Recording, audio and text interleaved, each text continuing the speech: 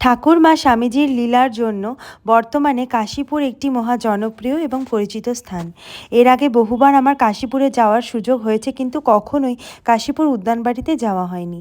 আমার মা যেহেতু কাশীপুর মহাশ্মশানে গান করেন, তাই মহাশ্মশানে তো বহুবার গেছি, কিন্তু উদ্যানবাটিতে আর সেরকমভাবে কখনো ঢোকা হয়নি। সেদিন একটা বিশেষ কাজের উদ্দেশ্যে ওখান দিয়েই যাচ্ছিলাম আমি আর বোন।